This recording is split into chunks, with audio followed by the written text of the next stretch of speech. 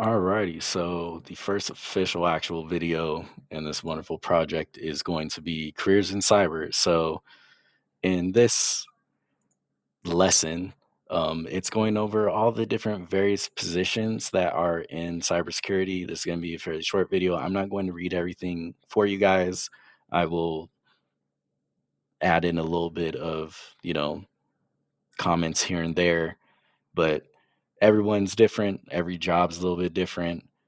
Spend a good couple minutes in here clicking on the links, going through them just to see what exactly might catch your eyes. So, starting off, it just wants a basic introduction. It's talking about how many different positions that there are in the security industry. It says three kind of high level things. Careers in cybers have high pay. I say compared to traditional IT positions, yes, there's typically a higher pay.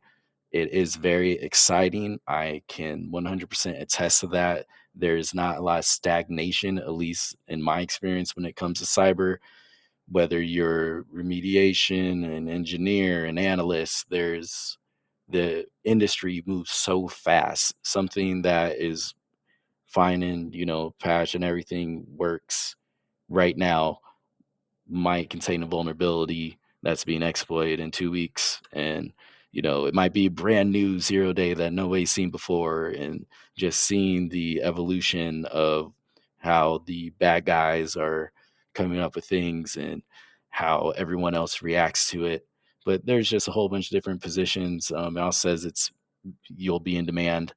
Cybersecurity is worth a lot of money. It very much is. It's a very important role. So they have, let's see, 7 different tasks here, but really what they are is it just breaks down each, like 7 different career titles, titles for jobs in here. So you have the security analyst, which technically I'm a security analyst. That's what it says underneath my name at my job, but I'm a jack of all trades.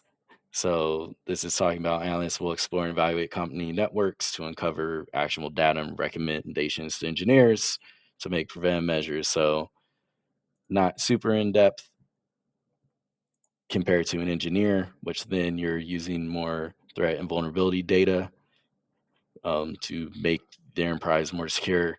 So analyst and engineer are I see those kind of as little stepping stones. They will be working with each other. Incident responder, that is okay. Bad things have happened. It could be somebody's worst day ever at their job, and you are trying to contain the burning, stop it.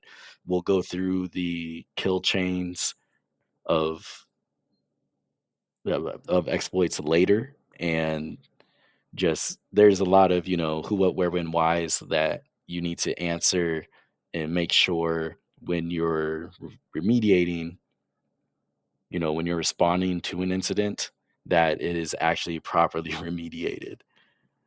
Done. Digital forensics examiners, literally all these I do under my analyst job. So I think it's kind of funny. But everyone has phones, everyone has all this digital information. There are experts in that field where that is what you can do. You can specialize in getting and retrieving data or preserving data. There are cool pieces of software that will allow you to attain information from devices, even if it's encrypted. So that's its own little mini industry in it. And I love it. It's super cool. So, yeah, malware analyst, which I do not do.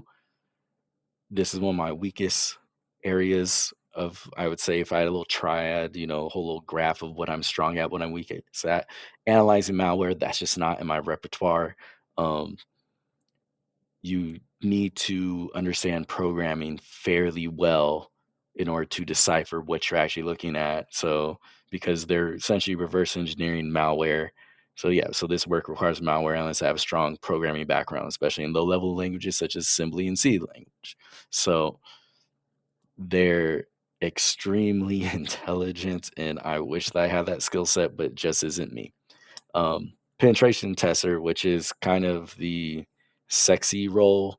everyone sees the red team and they're going in, whether it's a, network test, they're in there running exploits trying to see what's going on.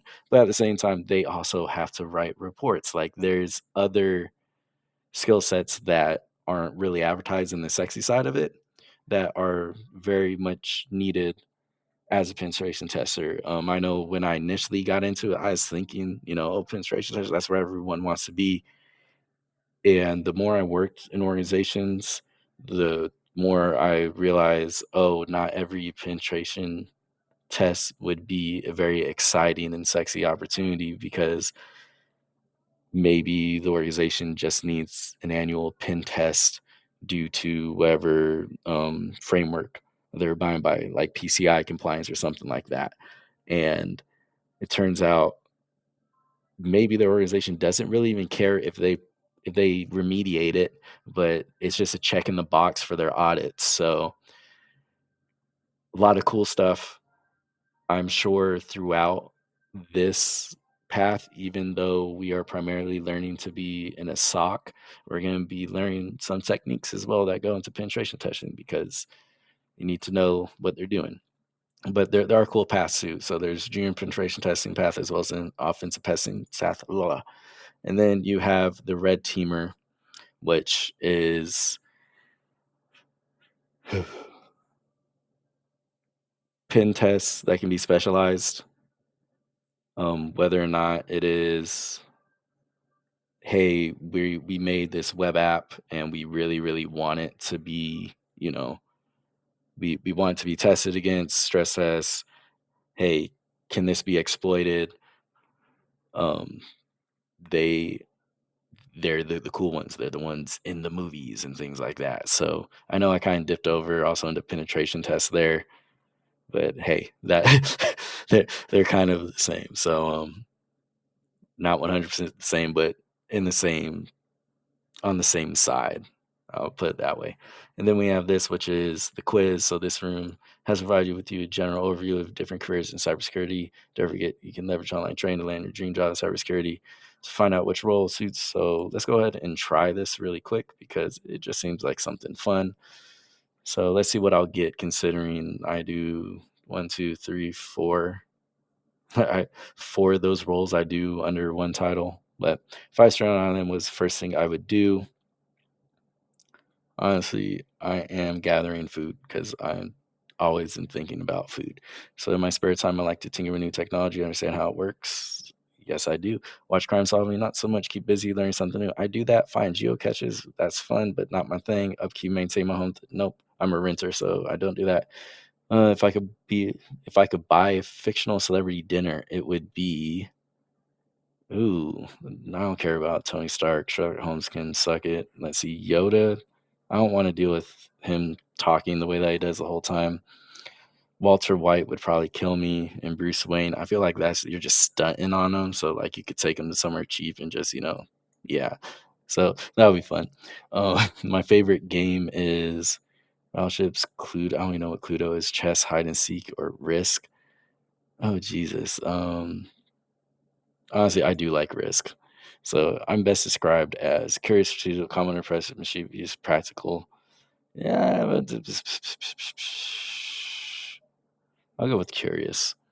And my favorite movie out of all these, Back to the Future, Matrix, Terminator, Indiana Jones, or Jurassic Park.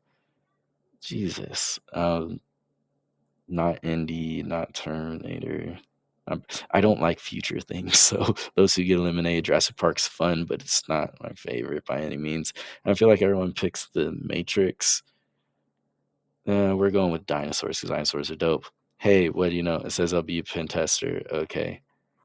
Um, and then a security analyst, incident responder, red team. Okay, well, anyway, yeah, so that's fun.